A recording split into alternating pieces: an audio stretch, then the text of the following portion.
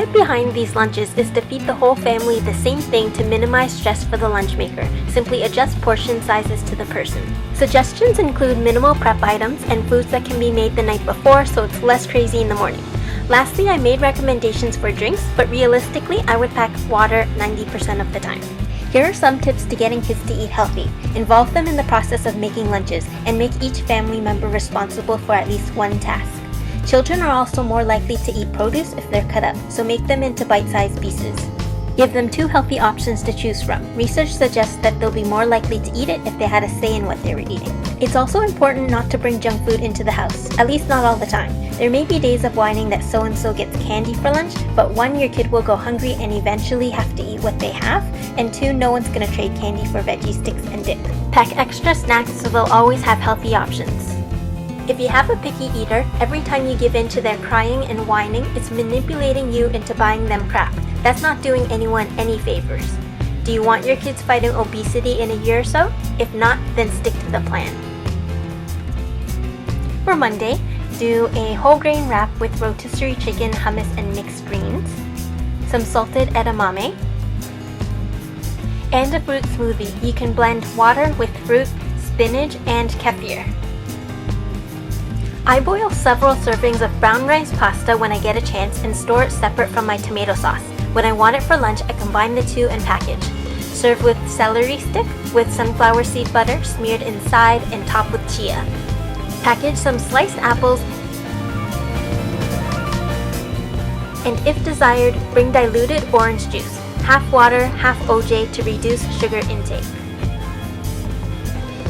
You can also keep a bunch of cooked quinoa and washed greens in the fridge for a few days. On a school morning, combine quinoa with the greens, crumbled salmon, and dressing. According to some parents, kids will eat salad as long as there's some meat inside. If not, package it nicely in a wrap so it's not so obvious. Toss in some home-popped popcorn topped with sea salt and maybe a bit of black pepper, some fresh berries, and some diluted apple juice to complete the meal. For Thursday, package some whole grain bread with coconut butter. You can get it pre-packaged in health food stores or blend shredded coconut in a food processor until it looks like a spread. I'll have the recipe up on my website shortly, likely by tomorrow, but please remind me in the comments below if I forget to link it. Add in some full-fat Greek yogurt and carrot sticks. Remember to cut them up beforehand or use baby carrots in a pinch. Include some cubed watermelon in these lunch packages.